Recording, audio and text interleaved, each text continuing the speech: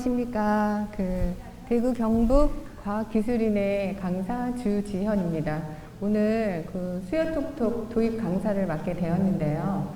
제가 여기 목소리가 마이크가 잘 안 좋아서 마스크를 좀 벗고 해도 될까요? 네. 자, 오늘은 풍력 발전에 대해서 공부를 한번 해볼 건데요. 지금까지 바다에 대한 이야기를 굉장히 많이 했었을 거예요. 거기서 뭐 여러 가지 수초나 이런 바다 자원, 생물 자원, 뭐 여러 가지 바다에 관한 여러 가지 잠재적인 영향력을 많이 배웠었는데요. 오늘은 이제 바다에서 가장 많이 있는 바다 바람, 해풍에 대해서 해풍을 이용하여서 어떤 우리가 자원을 얻을 수 있는지 풍력 발전에 대해서 한번 공부를 해보고 거기에 대한 구조와 원리에 대해서 공부를 한번 해보기로 하겠습니다. 자, 제가 사진을 한번 보여드릴 건데요. 자, 한번 사진을 보시고 공통적인 특징이 뭐가 있는지 한번 볼까요? 첫 번째 사진은 제주도에 있는 신창 풍차 해변에 있는 사진이에요. 그 다음에 두 번째 사진은 강원도에 있는 산 등성이에 있는 사진들인데요. 이 두 가지의 공통점이 보이시죠? 이게 뭐죠? 뭘까요? 네, 둘 다 풍차가 있어요. 바다에도 풍차가 있고 산에도 이렇게 풍차가 여러 대가 있는데 제가 오늘 이제 수업하려고 하는 거는 풍력 발전에 관한 이제 내용이에요. 그래서 풍력 발전이란 무엇인가 제가 먼저 설명을 해드리면 첫 번째로 바람의 힘을 이용해서 우리가 전기를 생산하는 발전 방식을 풍력 발전이라고 얘기합니다.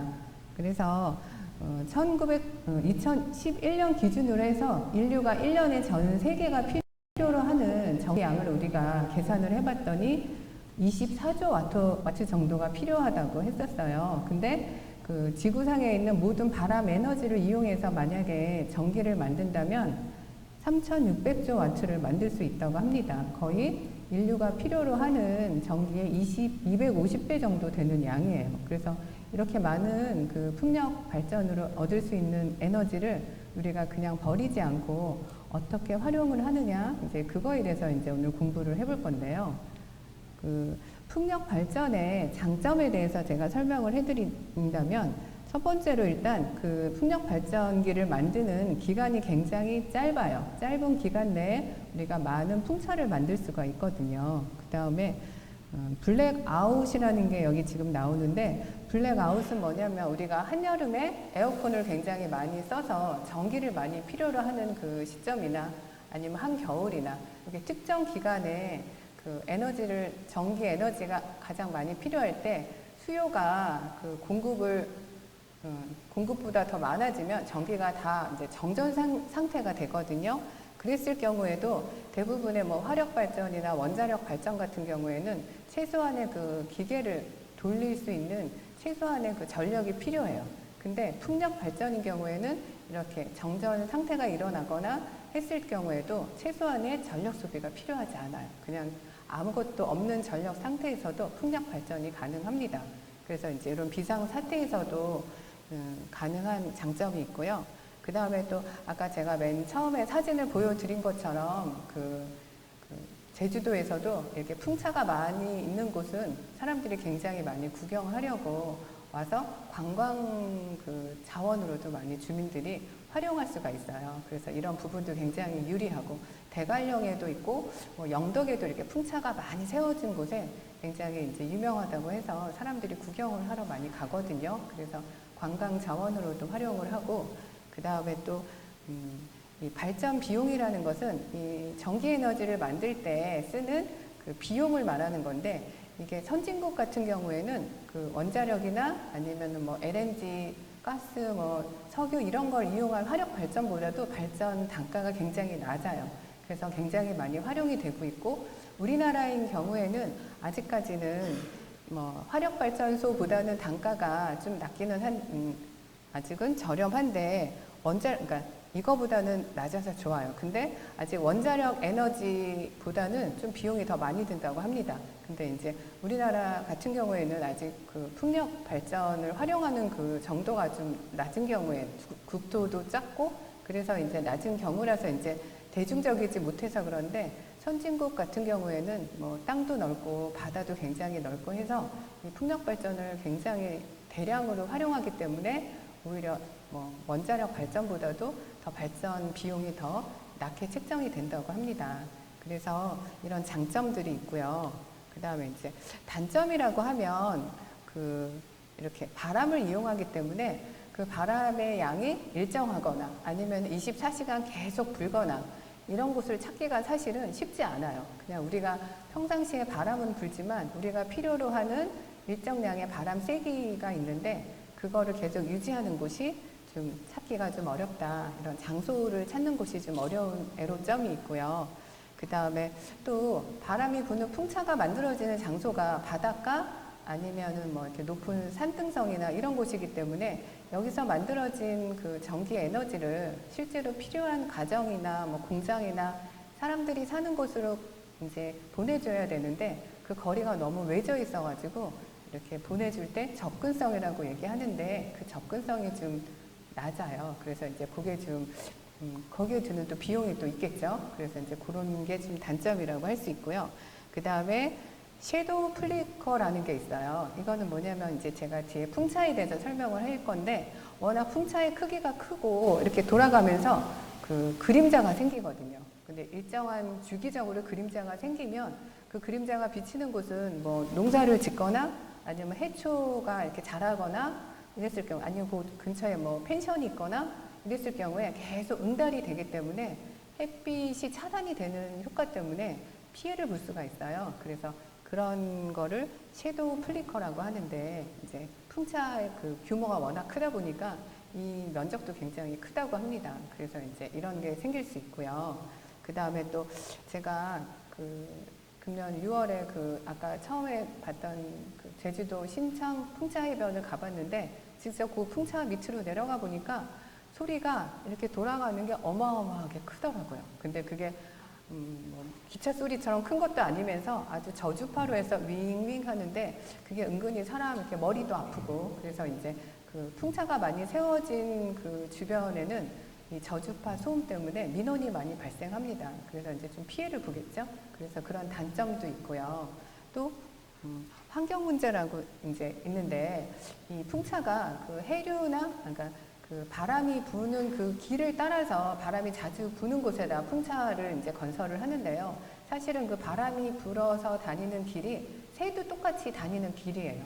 그래서 새들이 조류들이 이제 이렇게 떼로 몰려서 이렇게 지나가다가 이 풍차를 만나면 그림처럼 이렇게 이제 부딪혀서 풍차가 돌아가는 날개에 부딪혀서 이렇게 떼죽음을 당하는데 이 규모가 은근히 생각보다 많아서 미국 같은 경우에는 1년에 한 50만 마리 정도가 죽는다고 해요. 근데 이제 이 새들 중에는 천연 기념물도 있고 뭐 이래서 우리가 알지 못하지만 실제로는 굉장히 많은 피해를 그 생태계에 주고 있다. 이제 이런 단점들도 있어요. 앞에서 말한 장점도 있지만 그래서 이제 이런 문제들을 좀 해결하는 방법을 이제 더 개발하고자 노력을 이제 해야 되겠거든요. 그래서 이제 좀 이따 제가 설명을 또 해드릴게요. 그래서 이제 이런 단점이 있는데 그러면 이제 풍력 발전기 한 대에 대한 그 규모나 비용은 얼마나 들지 제가 한번 알아봤더니 지금 여기 있는 사진은 강원도에 있는 그 운두령이라는 곳에 지어진 그 풍력 발전기예요. 그래서 요 지금 보시면 지금 날개가 이렇게 세 개로 이렇게 되어 있는데요. 그 날개 지름이 90m 정도 되고 그 다음에 세워진 기둥의 높이도 한 80m 정도 돼요. 그래서 굉장히 크고 이거 하나로 이렇게 한 번에 이렇게 돌아갈 때 출력할 수 있는 전기량이 2000kW 정도 된다고 합니다. 또 이거 한 대가 만들어지는 비용은 43억 9천만 원 정도임에도 불구하고 아까 제가 말씀드렸듯이 화력 발전소를 짓는 것보다는 훨씬 저렴하다고 해요. 그리고 이거 이제 하나 지어놓고 나면 수명은 한 20년 정도 사용할 수 있다고 합니다. 그리고 이제 이 규모에 따라서 이제 날개의 지름이 크면 클수록 돌아가는 그 회전 크기가 크기 때문에 날개의 그 회전 면적의 그 발전 전기량이 비례하고, 그 다음에 바람의 속도에 따라서 세제곱으로 양이 많아져요. 그러니까 바람이 2배가 되면, 속도가 2배가 되면 전기 에너지는 8배로 더 이렇게 양이 커진다고 합니다. 그 이제 법칙이 있는데, 그것까지는 제가 이제 설명은 다음에 또 기회가 있으면 하고요. 이렇게 해서 이제 이 날개의 지름 크기와 바람의 속도에 따라서 이 풍차에서 내는 발전, 전기 에너지의 발전량이 이렇게 관계가 있습니다. 또, 그 풍력 발전기 구조를 보면 사실은 그 우리가 집에서 쓰고 있는 선풍기하고도 굉장히 비슷해요. 선풍기도 보면 이렇게 날개가 있고, 그 다음에 뒤에 기둥이 있고, 날개 뒷부분에 여러 가지 기계 부품들이 있잖아요. 그래서 지금 풍차인 경우에도 앞에 이렇게 선풍기 그 회전 날개하고 똑같은 풍차 날개 3개가 똑같은 역할을 하고요. 그 다음에 그 뒷부분에는 이렇게 그 여러 가지 전기 에너지를 낼 수 있는 기계들이 들어있어요. 그리고 이제 세워지는 그 기둥은 선풍기 기둥하고 똑같은 원리예요. 그래서 그러면 이렇게 바람이 불어서 전기 에너지를 도대체 왜 전기 에너지가 생길까 했는데, 이거는 지금 초등학생은 좀 어려울 것 같기는 한데, 중학교 가면 이제 물리 시간에 배우는 것 중에서 전자기 유도라고 있어요. 유도 전류라고 있는데, 이 원리가 뭐냐면 그 양쪽에 전기 남극과 북극, 뭐 N극과 S극 그 사이에 그 전기 전선을 감은 호일을 거기서 이렇게 넣었다 뺐다 이렇게 움직이게 해주면 순간적으로 전기가 생겨요. 그런 전기를 유도 전류라고 하거든요.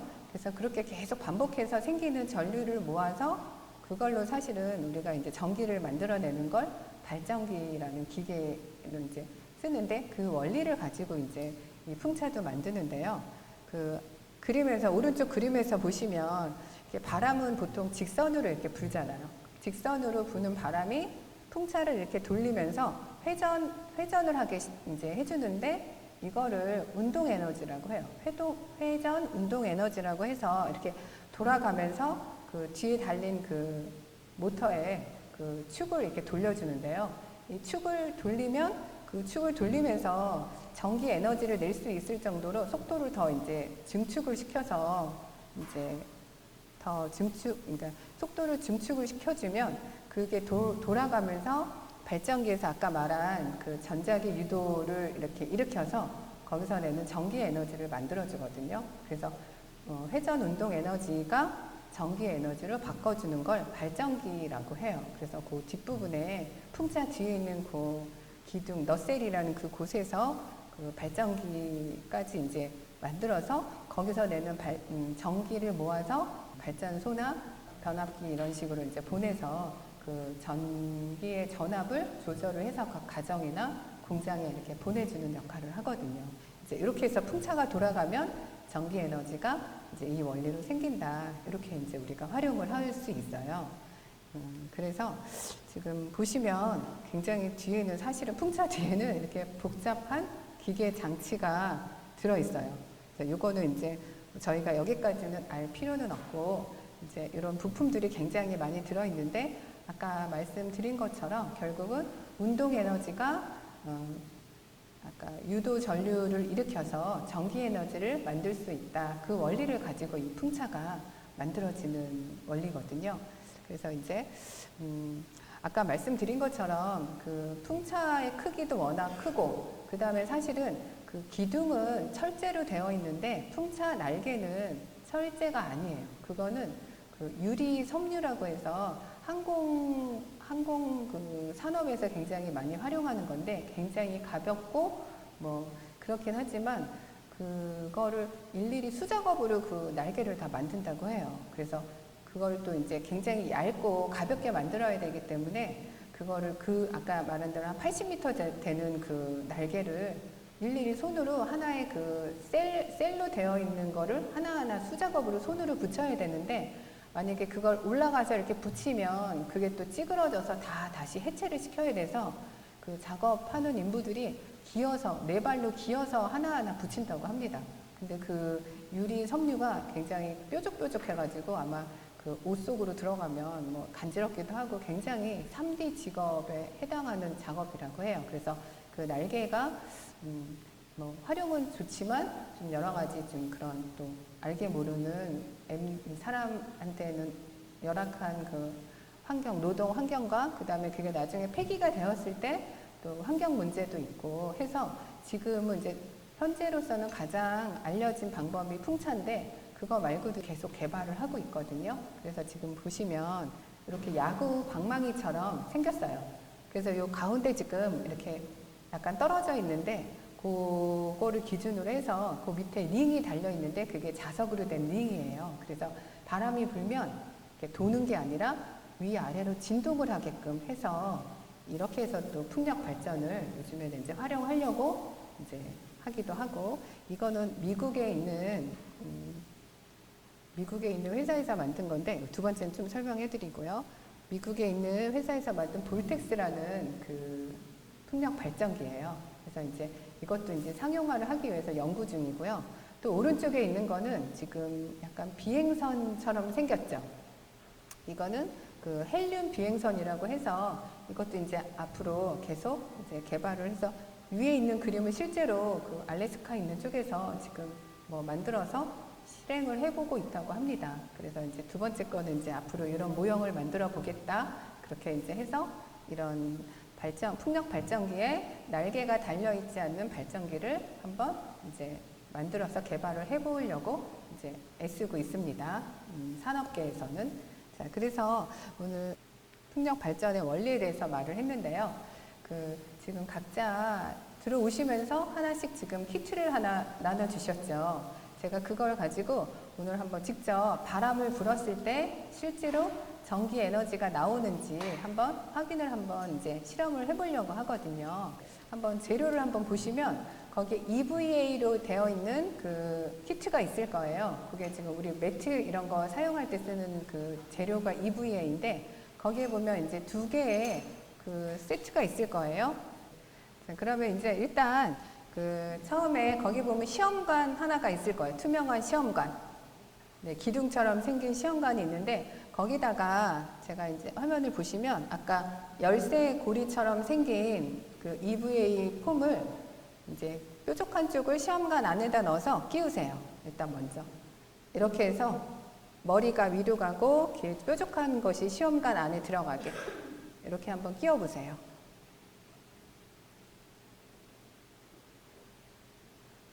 네. 자, 요거 먼저 끼우시고요. 그 다음에 또 하나의 EVA 폼이 있죠. 토끼 모양처럼 생긴 거. 그거를 요 시험관 대에다가 이렇게 가운데 구멍을 집어넣어서 이렇게 통과시켜서 뭐 이렇게 어느 정도 노란 그 EVA 폼이 들어있는 위치까지 해서 이 정도로 이렇게 집어넣어서 올려주세요. 이렇게. 이거는 이렇게 돌릴 수 있으니까 이거 위치는 이따가 변경할 수 있거든요. 그러니까 한 3cm 정도 띄워놓고 이렇게 좀 돌려주세요. 이렇게 돌려서 끼워주세요. 네, 다 끼웠나요? 이제 그 다음 그 재료를 보면 그 모터가 하나 있어요. 전선이 달려있는 모터하고 그 다음에 커넥터가 또 하나 있어요. 이렇게 모터 달린 거 하고 그 다음에 커넥터하고 두 개를 전선을 서로 연결을 시켜줄 건데요. 그 같은 색깔끼리 끝에 이렇게 피복을 벗겨내고 같은 색깔끼리 서로 전선을 꼬아서 이렇게 연결을 먼저 해주세요. 그러면 아까 그 EVA 폼에서 지금 가운데 이렇게 얼굴처럼 생긴 구멍이 있잖아요. 여기다가 뾰족한 모터가 앞으로 나가게 해서 이렇게 가운데다 이렇게 끼워주세요.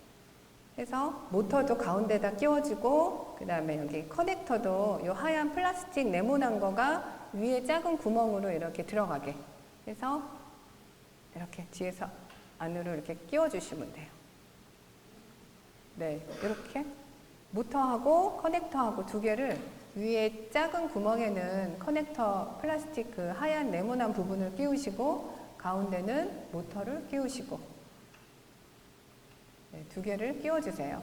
자, 이렇게 해서 다 끼워 놓으셨으면 이제 거의 다 완성은 했는데 자, 앞부분에다가 이제 아까 우리 풍차에 해당하는 날개 있잖아요. 그 날개를 여기 그 모터 축에다가 끼울 거예요. 그래서 거기 지금 그 부품에 보면 그 동그란 그 팽이처럼 생긴 거 이렇게 이런 날개가 달려 있거든요. 여기서 지금 그 작은 구멍으로 요 모터 앞쪽에 있는 그 모터 축하고 얘를 이렇게 끼워주세요. 이렇게 해서 뒷부분이 빠지지 않게 잡고 이렇게 끼워주시면 돼요. 이렇게. 네. 이렇게 해서 이렇게 날개를 앞에다가 꽂으시고, 그 다음에 이제 LED, 불이 들어오는 LED를 꽂을 거예요. 거기 보면 또 LED 있죠. LED 보면 다리가 항상 두 개 있잖아요. 긴 다리, 짧은 다리. 긴 다리가 항상 플러스 다리거든요. 그래서 앞에 맨 위에 지금 아까 커넥터 꽂은 데다가 구멍에다가 끼우실 건데, 빨간 줄이 달려있는 구멍에 긴 다리가 들어가야 돼요. 그래서 그 플러스 마이너스 바뀐 불이 안 들어와요. 그래서 꽂으시는데 유의하실 점은 긴 다리가 빨간 줄 있는 구멍에 들어갈 수 있게 해서 LED를 또 끼워주세요.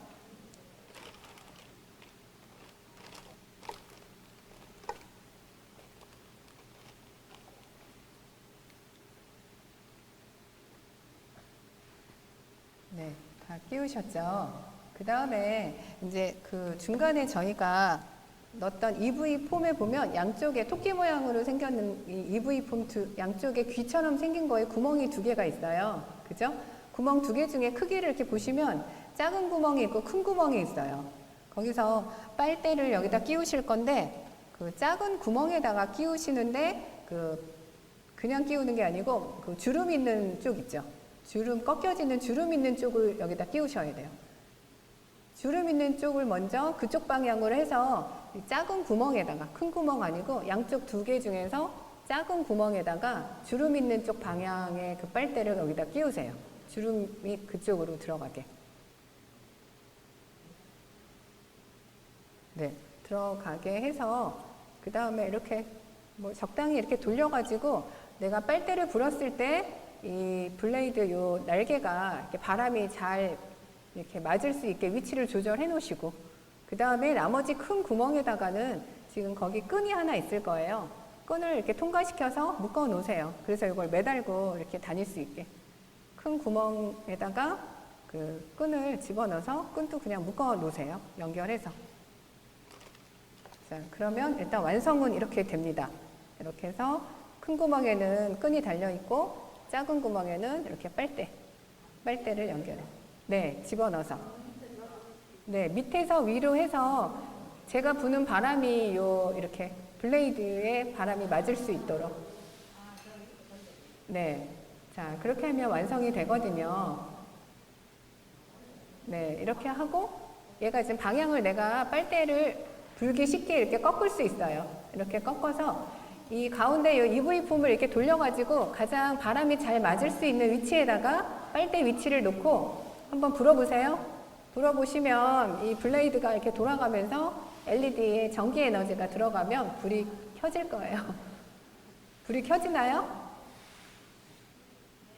네, 그러면 아이들이 되게 신기해하는 게 여기 건전지도 없고 뭐 아무것도 없는데 바람만 이렇게 불었을 때 이렇게 빛이 밝혀지기 때문에 아이들이 여기 어디 건전지 숨겨놓은 거 없어요? 하고 물어볼 때가 있어요. 근데 진짜 순수하게 다른 전력 없이 내가 부는 그 바람의 힘으로 이렇게 불빛이 나오거든요. 자, 내 불빛이 잘 나오는지 확인해 보세요.